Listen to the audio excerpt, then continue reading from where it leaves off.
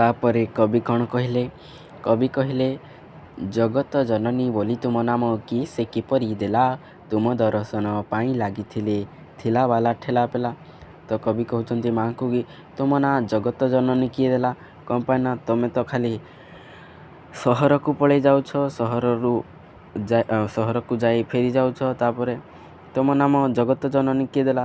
ତମେ ତ ଜମା ଗାଁକୁ ଆସୁନାହଁ, ଗାଁ ଲୋକଙ୍କର ଦୁଃଖ ବୁଝୁନାହଁ, ଦୁଃଖ କଷ୍ଟ ବୁଝୁନାହଁ। ତ ତୁମ ନାଁ ଜଗତ ଜନନୀ କିଏ ଦେଲା? ଜଗତ ଜନନୀ ତ ସବୁବେଳେ ସମସ୍ତଙ୍କ ଏ ଜଗତରେ ଯେତେ ସବୁ ପ୍ରାଣୀ ତାଙ୍କର ମଙ୍ଗଳ କରନ୍ତି। ତୁମେ ତ ଅନ୍ତରପାତ କରୁଛ, ତୁମେ ତ ଆମ ଆଡ଼େ ଆସୁନ, ଆମ ଗାଁ ଆଡ଼େ ଆସୁନ। ତ ତୁମ ନାଁ ଜଗତ ଜନନୀ କିଏ ଦେଲା ଆଉ କିପରି ଦେଲା? ଏଠେ କବି କହୁଛନ୍ତି ମାଆକୁ। ତାପରେ କ'ଣ କବି କହିଲେ? ତୁମ ଦର୍ଶନ ପାଇଁ ଲାଗିଥିଲେ ଥିଲା ବାଲା ଠେଲା ପେଲା। ତାପରେ କବି କହିଲେ କି ତୁମେ ଯେତେବେଳେ ଆସିଥିଲ ଦୁର୍ଗାଷ୍ଟମୀ ଟାଇମ୍ରେ, ତ ତୁମକୁ ଦର୍ଶନ କରିବା ପାଇଁ ଥିଲା ବାଲା ମାନେ କେତେ ଧନୀ ଲୋକ ଠେଲା ପେଲା ମାନେ ଗହଳି କରି ଠେଲା ପେଲା ହୋଇ ସେ ତୁମର ଦର୍ଶନ ପାଇଁ ଅପେକ୍ଷା କରିଥିଲେ। ଫୁଲମାଳା ଥିଲା କେତେକ ହାତରେ, କିଏ ଆସିଥିଲେ ତୁମରି ସାଥିରେ, ସେ କଥା ବିଚାରି ଭାବୁଛି ମୁଁ ତୁମେ ମନ୍ତ୍ରୀ ପାଲଟି ଗଲ, ଖାଲି ଫୁଲମାଳା ଅର୍ଚ୍ଚନା ହେଲା ତୁମେ କିତା ନାହିଁ କଲ। ତ ଏଠି କବି କହୁଛନ୍ତି କି ତୁମେ ଯେତେବେଳେ ଆସିଥିଲ, ମାନେ ଯେତେବେଳେ ଧରା ପୃଷ୍ଠକୁ ଆସିଥିଲ ଦୁର୍ଗାଷ୍ଟମୀ ଟାଇମ୍ରେ, ଦୁର୍ଗା ପୂଜା ଟାଇମ୍ରେ, ତ ସେତେବେଳେ ତୁମକୁ ସ୍ୱାଗତ କରିବା ପାଇଁ, ତୁମକୁ ୱେଲକମ୍ କରିବା ପାଇଁ କେତେ ଧନୀ ଲୋକ ତୁମ ପାଇଁ ଫୁଲମାଳା ଆଣିଥିଲେ। କିଏ ଆସିଥିଲେ ତୁମରି ସାଥିରେ? ଯେମିତି ମନ୍ତ୍ରୀମାନେ ଆସନ୍ତି ଯେତେବେଳେ ତାଙ୍କ ସାଥିରେ ବି ବଡ଼ିଗାର୍ଡ଼ ଥାଆନ୍ତି, ତାଙ୍କ ସାଥିରେ ବି ଅନ୍ୟ ଲୋକ ତାଙ୍କର ଥାଆନ୍ତି, ଅନ୍ୟ ମନ୍ତ୍ରୀମାନେ, ସେମିତି କବି କହୁଛନ୍ତି କି ତୁମ ସାଥିରେ ବି ସେମିତି ଆସିଥିଲେ ଧନୀ ଲୋକମାନେ ତୁମକୁ ପୂଜା କରିବା ପାଇଁ। ସେ କଥା ବିଚାରି ଭାବୁଛି ମୁଁ ତୁମେ ମନ୍ତ୍ରୀ ପାଲଟି ଗଲ। ଆଉ ସେ କଥା ଭାବି ସେ କଥାକୁ ମୁଁ ଚିନ୍ତା କରି ଭାବୁଛି ଯେ ତୁମେ ଆମର ମନ୍ତ୍ରୀ ଭଳିଆ ପାଲଟି ଗଲନି, ଆଉ ଖାଲି ଫୁଲମାଳା ଅର୍ଚ୍ଚନା ହେଲା ତୁମେ କିତା ନାହିଁ କଲ। ଫୁଲମାଳା ଯେଉଁ ସବୁ ଆଣିଥିଲେ ଲୋକମାନେ, ତାହା ଅର୍ଚ୍ଚନା ହେଲା, ତାହା ପୂଜା ହେଲା, ତୁମେ ତାହା ନାହିଁ ବି କଲନି। ମନ୍ତ୍ରୀମାନେ ଫୁଲମାଳା ଯେମିତି ନେବା ପାଇଁ ନାହିଁ କରନ୍ତିନି, ସେମିତି ତୁମେ ବି ନାହିଁ କଲ ନାହିଁ। ଏଥିରୁ ମୁଁ ଜାଣୁଛି ଯେ ତୁମେ ଆମର ମନ୍ତ୍ରୀ ପରି ପାଲଟି ଗଲନି ମା, ତୁମେ ଆମ ମନ୍ତ୍ରୀ ପରି ପାଲଟି ଗଲନି। ତାପରେ କ'ଣ କହିଲେ କବି? ତୁମେ ତ ଖାଇଲ ଭୋଗରାଗ ବୋଲି ଥାନେ ଥାନେ ନାନା ମତେ, କିଏ ସେ ପୂଜିଲା ଖଜା ପିଠା ଦେଇ, କିଏ ବା ଖେଚୁଡ଼ି ଭାତେ। ତ ଏଠି କବି କହୁଛନ୍ତି ତୁମେ ତ ଖାଇଲ ଭୋଗରାଗ ବୋଲି। ତୁମେ ଯେତେବେଳେ ଆସିଥିଲ ଏ ଧରାପୃଷ୍ଠକୁ, ସହରରେ ବିଭିନ୍ନ ସ୍ଥାନରେ ତୁମର ମେଢ଼ ସଜ୍ଜିତ ହୋଇଥିଲା, ଆଉ ଯିଏ ତୁମକୁ ଯାହା ଦେଇପାରିଲା, ଯେପରିକି ଖଜା ପିଠା ଖେଚୁଡ଼ି ଭାତ, ଯିଏ ଯାହା ଦେଲା ତୁମେ ଖାଇଲ। ଯେମିତି ମନ୍ତ୍ରୀମାନେ ଯେତେବେଳେ ଗସ୍ତରେ ଆସନ୍ତି, ଯେମିତି ଯାଇ ସମସ୍ତଙ୍କଠୁ ଟିକେ ଟିକେ ଖାଆନ୍ତି ତାଙ୍କର ହୃଦୟ ଜିତିବା ପାଇଁ ଆଉ ଭୋଟ ମାଗିବା ପାଇଁ, ତ ସେମିତି ଏଠି କବି କହୁଛନ୍ତି କି ତୁମେ ବି ଟିକେ ଟିକେ ଖାଇ ଦିନକୁ 10 ଥର ଖାଇଲ, ଖାଇବାକୁ ହେଲା ଦିନେ 10 ଥର, ସେ କଥାକୁ ତୁମେ ମନା ନ କରିଲ। ତ ତୁମେ ତ ସେ କଥାକୁ ମନା ବି କଲ ନାହିଁ, ଦିନକୁ 10 ଥର ଖାଇଲ। ବୋଧେ ତୁମେ ଭୋଟ ମାଗିବା ପାଇଁ ଆସିଥିଲ ମନ୍ତ୍ରୀଙ୍କ ଭଳି। କିଭଳି ଭାବିବି ତୁମେ ହୋଇନାହଁ ମନ୍ତ୍ରୀ ସ୍ୱର୍ଗ ପରେ, ଖାଇବାକୁ ଜଣ ମନା କଲ ନାହିଁ ଯିଏ ଦେଲା ଯେତେବେଳେ। ତ ମନ୍ତ୍ରୀ କହୁଛନ୍ତି କି ମୁଁ ଏଥିରୁ ଭାବୁଛି ଯେ ତୁମେ ସ୍ୱର୍ଗପୁରରେ ବୋଧେ ତୁମେ ମନ୍ତ୍ରୀ ହୋଇଛ। ଆଉ କାହିଁକିନା ତୁମକୁ ଯିଏ ବି ଯେତେବେଳେ ଦେଲା ଖାଇବାକୁ ତୁମେ ମନା କଲ ନାହିଁ ମା, ତୁମେ ଖାଇଲ, ଦିନକୁ 10 ଥର ଖାଇଲ। ତୁମେ ମନ୍ତ୍ରୀମାନେ ଯେପରି ଖାଆନ୍ତି, ତୁମେ ଦିନକୁ 10 ଥର ସେମିତି ଖାଇଲ। ଜଗତ ଜନନୀ ଗୋ ତୁମେ ଯାଇନ ଆଦୌ ମଫସଲ ରାସ୍ତାରେ, ମନ୍ତ୍ରୀ ଆମର ଯାଆନ୍ତି ଏଭଳି ଗଲାବେଳେ ଗସ୍ତରେ। ମୋଟେ 3 ଦିନ ଗସ୍ତରେ ଆସି ଗାଁ ଛାଡ଼ି ଖାଲି ସହରରେ ପଶି ଖସି ଚାଲିଗଲ, ଏଭଳି ଗସ୍ତ ଆଉ ଥରେ ଯେବେ କର, ଜାଣିଥ ହୋଇବ ନିଆଁ ଖୁଣ୍ଟାରେ ତୁମେ ବଡ଼ ହରବର। ତ ଏଠି କ'ଣ କହୁଛନ୍ତି କବି? କବି କହୁଛନ୍ତି ଜନନୀ ଗୋ ମାନେ ହେ ମା ଦୁର୍ଗା ତୁମେ ଆଦୌ ମଫସଲ ମାନେ ଆମ ଗାଁ ରାସ୍ତାରେ ଯାଇନ, ଗାଁ ଆଡ଼କୁ ତୁମେ ଯାଇନ। ମନ୍ତ୍ରୀ ଆମର ଯାଆନ୍ତି ଏଭଳି ଗଲାବେଳେ ଗସ୍ତରେ, ସେମାନେ ତ ଖାଲି ଭୋଟ ମାଗିବା ପାଇଁ ଯାଆନ୍ତି ଗାଁକୁ, ନହେଲେ ଆଉ କେବେ ବି ଯାଆନ୍ତି ନାହିଁ। କିନ୍ତୁ ତୁମେ ହେଲେ ବି ଏଥର ଆସିଥିଲ ଯେଉଁ, ତୁମେ ତ ଯାଇନ। ମୋଟେ 3 ଦିନ ଗସ୍ତରେ ଆସି ଗାଁ ଛାଡ଼ି ଖାଲି ସହରରେ ପଶି 3 ଦିନ ଯେଉଁ ଆସିଥିଲ ମା, ତୁମର ଯେଉଁ ପୂଜା ହେଇଥିଲା ଏ ଧରାପୃଷ୍ଠରେ, ତୁମେ ଆସିଲ ଖାଲି ସହରରେ ବୁଲି ଫେରିଗଲ, ଆମ ଗାଁ ଆଡ଼େ ତୁମେ ଆସିଲ ନାହିଁ ଜମା। ଖସି ଚାଲିଗଲ ଏଭଳି ଗସ୍ତ ଆଉ ଥରେ ଯେବେ କର, ଆଉ ଥରେ ଯେବେ ତୁମର ପ୍ରୋଗ୍ରାମ ଏ ପୃଥିବୀ ପୃଷ୍ଠରେ ପଡ଼େ, ଆଉ ଥରେ ଯେବେ ତୁମେ ଆସିବ, ଯଦି ଆମ ଗାଁ ଆଡ଼କୁ ନ ଆସିବ, ତାହେଲେ ଜାଣିଥ ହୋଇବ ନିଆଁଖୁଣ୍ଟାରେ ତୁମେ ବଡ଼ ହରବର। ନିଆଁଖୁଣ୍ଟା ମାନେ କବି ନିଜେ ଜଣେ ସମ୍ପାଦକ ଥିଲେ, ସେକ୍ରେଟେରୀ ଥିଲେ। ସେ ଗୋଟେ ମ୍ୟାଗାଜିନ୍ ତାଙ୍କର ବାହାର କରିଥିଲେ ହେଲା। ତ ସେଇ ମ୍ୟାଗାଜିନ୍ରେ ଯେତେ ସବୁ କରପ୍ସନ୍ ଚାଲିଛି ଆମ ଦୁନିଆରେ, ଯେତେ ସବୁ ମନ୍ତ୍ରୀମାନେ ଆମକୁ କେମିତି ଲୁଟୁଛନ୍ତି, ତ ସେଇ ବିଷୟରେ ସେ ସେଇ ମ୍ୟାଗାଜିନ୍ରେ ଲେଖିଥିଲେ। ତ ଏଠି କବି କହୁଛନ୍ତି ଆଉ ଥରେ ଯେବେ ଆସିବ, ଯଦି ତୁମେ ଗାଁ ଆଡ଼କୁ ଆମର ନ ଆସିବ, ତାହେଲେ ସେଇ ନିଆଁଖୁଣ୍ଟାରେ ତୁମ ନାଁ ବି ବର୍ଣ୍ଣନା ମୁଁ କରିବି, ତୁମ ନାଁ ବିଷୟରେ ବି ମୁଁ ଲେଖିବି ଯେ ହେ ମା ତୁମେ ବି ମନ୍ତ୍ରୀ ପାଲଟି ଗଲନି, ଆଉ ତୁମେ ବି ଖରାପ କାମ କରୁଛ, ତୁମେ ଗାଁ ଆଡ଼କୁ ନ ଆସି ଦୁଃଖୀମାନଙ୍କର ଦାରିଦ୍ର୍ୟତା ଦୂର କରୁନାହଁ। ତାପରେ ସେ କ'ଣ କହୁଛନ୍ତି, ଜାଣିଥ ହୋଇବ ନିଆଁଖୁଣ୍ଟାରେ ତୁମେ ବଡ଼ ହରବର। ଆଉ ଯେତେବେଳେ ଆସିବ ତୁମେ ହଇରାଣ ହେବ। ହରବର ମାନେ ହଇରାଣ। ମୁଁ ତୁମ ବିଷୟରେ ସେଇ ମ୍ୟାଗାଜିନ୍ରେ ବି ଲେଖିବି, ତୁମ ବିଷୟରେ ବି ମୁଁ ଲେଖିବି ଯେ କେମିତି ମା ଆସୁନାହାନ୍ତି, ସେ କେମିତି ଅନ୍ତରପାତ କରୁଛନ୍ତି, ସେ ପାର୍ଥକ୍ୟ ଦେଖୁଛନ୍ତି ଗାଁ ଆଉ ସହରୀ ଲୋକଙ୍କଠାରେ। ଜନନୀ ଗୋ ତୁମେ ଟିଏ ନେଉଥିବ, ଜାଣୁଛି ଏଥିରୁ ମୁହିଁ। ସହରରେ ଖାଲି ବୁଲି ଫେରିଗଲ, ମଫସଲ ଗଲ ନାହିଁ। ତ ଏଠେ କ'ଣ କହୁଛନ୍ତି ନା, ଜନନୀ ଗୋ ତୁମେ ଟିଏ ନେଉଥିବ, ଜାଣୁଛି ଏଥିରୁ ମୁହିଁ। କବି କହୁଛନ୍ତି ଯେ ଜନନୀ ତୁମେ ଟିଏ ନେଉଥିବ। ଟିଏ ମାନେ ଟ୍ରାଭେଲ୍ ଆଲାଉନ୍ସ। ତା'ମାନେ ଯଦି ମନ୍ତ୍ରୀମାନେ କୁଆଡ଼େ ବି ଯାଆନ୍ତି ବୁଲି, ତାଙ୍କୁ ଟ୍ରାନ୍ସପୋର୍ଟେସନ୍ ଖର୍ଚ୍ଚ, ଖାଇବା ଖର୍ଚ୍ଚ, ଆଉ କିଛି ବି ମାନେ ବୁଲିବା ଖର୍ଚ୍ଚ, ସେଥିପାଇଁ ତାଙ୍କୁ ଗୋଟେ ସରକାରଙ୍କ ତରଫରୁ ପଇସା ମିଳେ।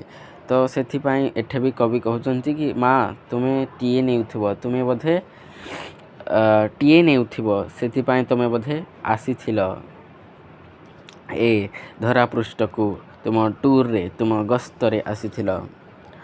ସହରରେ ଖାଲି ବୁଲି ଫେରିଗଲ, ମଫସଲେ ଗଲ ନାହିଁ।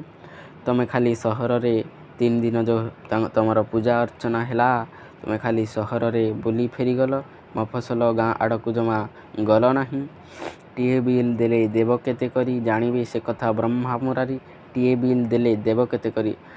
ଆଉ ତୁମେ ଯେଉଁ ଟିଏ ନେଉଥିବ, ସେଟା ବୋଧେ ଖାଲି ବ୍ରହ୍ମା ଆଉ ମୁରାରି ମାନେ ବିଷ୍ଣୁ, ବ୍ରହ୍ମା ଆଉ ବିଷ୍ଣୁ ବୋଧେ ଜାଣିଥିବେ ତୁମେ କେତେ ଟିଏ ନେଉଥିବ ଲୋକମାନଙ୍କଠୁ।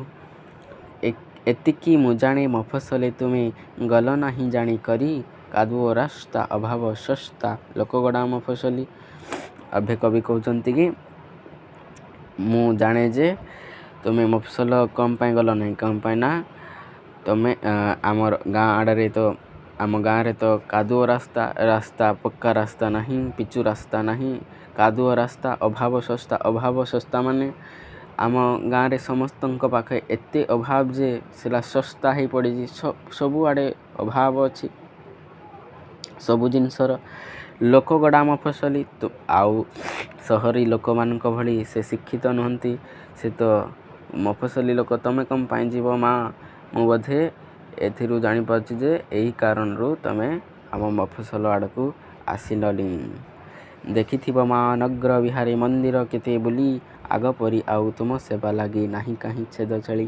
ତ ଏଠି କବି କହୁଛନ୍ତି କି ମା ତୁମେ ଯେତେବେଳେ ମନ୍ଦିରର ବିହାରେ ମାନେ ଯେତେବେଳେ ବୁଲୁଥିବ ସେଇ 3 ଦିନରେ ତ ଦେଖିଥିବ ତୁମ ମନ୍ଦିର କେତେ ମନ୍ଦିର ତୁମ ପାଇଁ ମନ୍ଦିର ଥିବ ସହରରେ ଯେଉଁଠିକି ଆଗ ପରି ଆଉ ତୁମ ପାଇଁ ଛେଳି ବା ବୋଦାର ମୁଣ୍ଡ ଛେଦନ କରାହେଉନି, ମାନେ ଛେଳି ଆଉ ବୋଦାମାନଙ୍କର ବଳି ପଡ଼ୁନି। ଯେତେ ଥିଲେ ଛେଳି ପାଲଟି ଗଲେଣି ଚୋରା ବଜାରିଆ ରୂପରେ ଜନନୀ। ଆଉ ସେଗୁଡ଼ା ବଳି ନ ପଡ଼ି ସବୁ ଚୋରା ବଜାରିଆ ମାନେ ବ୍ଲାକ୍ ମାର୍କେଟରେ ବିକ୍ରି ହେଉଛନ୍ତି, ଲୋକମାନେ ଖାଉଛନ୍ତି ସେଇ ଛେଳିମାନଙ୍କୁ। ତୁମ ପାଖରେ ଆଉ ସେଇ ଛେଳିଗୁଡ଼ା ବଳି ପଡ଼ୁନାହାନ୍ତି। ପଶୁ ବଳି ଯେବେ ଲୋଡ଼ୁଥିଲ ମା ସେଗୁଡ଼ା ଶସ୍ତା ଏଠି, ସେଗୁଡ଼ାକୁ ଯାହା ଛାଡ଼ି ଦେଇଗଲ ନନେଇ ଗସ୍ତ ଭେଟି। ତ ଏଠି କ'ଣ କହୁଛନ୍ତି କବି, ଯେବେ ତୁମେ ପଶୁ ବଳି ନେଉଥିଲ, ପଶୁ ବଳି ଯେତେବେଳେ ତୁମକୁ ଦିଆଯାଉଥିଲା, ଯେତେବେଳେ ତୁମେ ପଶୁ ବଳି ନେଉଥିଲ, ସେଗୁଡ଼ା ଆମ ଏଇ ଦୁନିଆରେ ଶସ୍ତା ଥିଲେ। ଆଉ ଯେବେଠୁ ମାନେ ତୁମେ ଯେତେବେଳେ ଗସ୍ତରେ ଆସୁଥିଲ ତୁମକୁ ଭେଟି ରୂପରେ ଦିଆଯାଉଥିଲା ସେଇ ଛେଳି ବଳି, ଆଉ ତୁମେ ନେଉଥିଲ। କିନ୍ତୁ ଏବେ ତ ଆଉ ତୁମେ ନେଉନ, ଆଉ ସେଥିପାଇଁ ସେମାନେ ସବୁ ଚୋରା ବଜାରିଆ ରୂପରେ ବି ବୁଲିଲେନି, ଚୋରା ବଜାରିଆ ରୂପରେ ବିକ୍ରି ହେଲେନି। ସେଗୁଡ଼ାକୁ ତୁମ ପାଖରେ ଆଉ ସେଗୁଡ଼ାକୁ ଭୋଗ ଲଗା ହେଉନି, ଓଲଟା ସବୁ ଲୋକେମାନେ ତାକୁ ଖାଉଛନ୍ତି। ତୁମେ ଛାଡ଼ି ଦେଇଗଲ ଏ ଦୁନିଆରେ, ତ ସେଗୁଡ଼ା ଚୋରା ବଜାରିଆ ରୂପରେ ସବୁ ବିକ୍ରି ହେଲାନି। ନଗରେ ଜନନୀ ତୁମକୁ ପୂଜିଲେ ଯେ ଦେଇ ଅର୍ଘ୍ୟ ଫୁଲ, ଜାଣିପାରିଲନି ସେଗୁଡ଼ାକ ଖାଲି ମଣିଷ ମରାର କଳ। ତ ଏଠି କ'ଣ କହୁଛନ୍ତି କବି କହୁଛନ୍ତି କି ନଗରେ ଜନନୀ, ସହରରେ ହେ ଜନନୀ, ହେ ମା ଦୁର୍ଗା, ସହରରେ ତୁମକୁ ଯିଏ ଅର୍ଘ୍ୟ ଫୁଲ ଦେଇ ପୂଜା କଲେ, ତୁମେ ଜାଣିପାରିଲନି ସେଗୁଡ଼ାକ ଖାଲି ମଣିଷ ମରାର କଳ। ମାନେ ସେମାନେ କେମିତି ଆମ ଦୁଃଖୀ ଦରିଦ୍ର ଲୋକମାନଙ୍କଠୁ ଟଙ୍କା ଆଦାୟ କରି ଆମକୁ ଶୋଷଣ କରି କେମିତି ଟଙ୍କା ନେଇ ତୁମର ମେଢ଼ ସଜ୍ଜିତ କରିଥିଲେ, ତୁମେ କିଛି ଜାଣିପାରିଲନି ମା। ସେକଳ ଭିତରେ ଚାହା ଭୋଜି ଚାଲେ କିଳାପତେଇର ଅନ୍ଦରପୁରେ।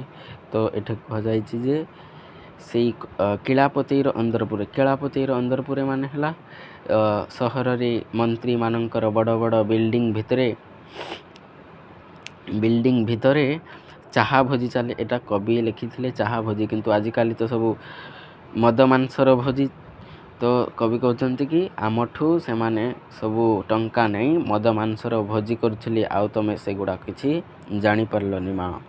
ସିନ୍ଦୁର ବୋଲି ଯାହାକୁ ବୋଳିଲେ ତୁମ ଦେହେ ଅବିରଳ, ଏଇ ମଫସଲ ବାସୀର ସେ ପରା ତଟକା ରକ୍ତ ଜଳ। ଆଉ ତୁମକୁ ଯାହା ମା ସିନ୍ଦୁର ବୋଲି ଭାବିକି ବୋଳିଲେ ତୁମ ଦେହରେ, ସେଟା ସିନ୍ଦୁର ନଥିଲା ମା, ସେ ଆମ ମଫସଲବାସୀ, ସେ ଆମ ଗାଁ ଲୋକଙ୍କର ତଟକା ରକ୍ତ ଜଳ ଥିଲା। ତଟକା ରକ୍ତ ଜଳ ମାନେ ଝାଳ ବୁହା ପରିଶ୍ରମ ଥିଲା।